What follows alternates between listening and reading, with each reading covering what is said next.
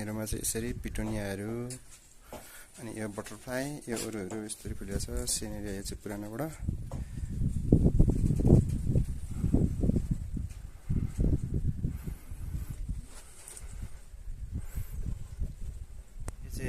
रेनाक्लस है। यो अघिल्लो वर्षको बल्बदेखि उम्रेको यो है।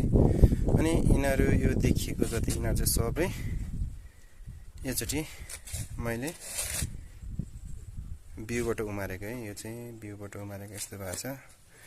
लगभग यो फुल्नु निकै टाइम लाग्छ। यसलाई चाहिँ रेनाक्लस भन्छ है। आज मैले रोप्न आँटेको फुल चाहिँ यही हो। यो चाहिँ अलिकति अगाडि रोपेको थिएँ है। यत्रो भइसक्यो। यिनीहरू चाहिँ फुल्नुलाई रेडी भइरहेछ। यसको चाहिँ फुल भन्दा पनि यो के भन्छ, यसको यो बोटको स्ट्रक्चर धेरै राम्रो हुन्छ है। बोटको स्ट्रक्चर यस्तो राम्रो हुन्छ यो। अनि यतिखेर मसँग चाहिँ खासै धेरै फुल फुलेको छैन। यिनीहरू छ। अब यो अलिकति यिनीहरूमा अलिकति बाक्लो फुल्छ। योभन्दा बेस्ट लागेको छ मलाई यो व्हाइटबाट छ। यो चाहिँ फुल्नु बाँकी नै छ।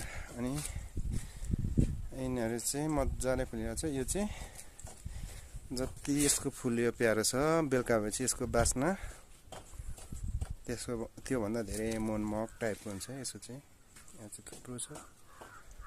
यस्तरी तीनटा कलरमा मात्रै छ मसँग चाहिँ। यसको विशेषता के हुन्छ भने यस्तरी फुलिरहेछ। यो डबल भन्छ। यो डबलबाट यसबाट बिउ पाकिँदैन। यसको लागि चाहिँ बिउ पाक्नलाई यस्तो सिङ्गल है, यो सेम मुला जस्तो फुल्छ। यस्तोमा मात्रै यसरी बिउ पाकेको हुन्छ। अनि अर्को वर्षबाट रोप्दा यस्तै पनि फुल्छ।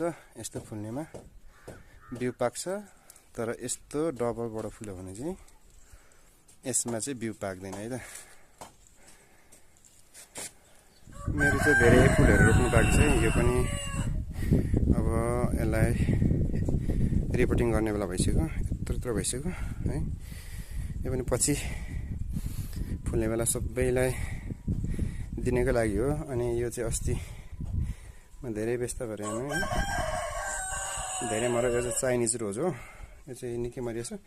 तर मैले यसलाई अलिकति वास्ता नगर्नु कारण अलिकति भ्याइनँ पनि। अनि मैले योभन्दा अघिल्लो स्टेप रोपिसकेको छु। निकै ठुलो भइसकिरहेको छ है। अनि मेरो अलिक मनमोहक र एकदम राम्रो फुलेको सिनेरिया चाहिँ यहाँ छ है।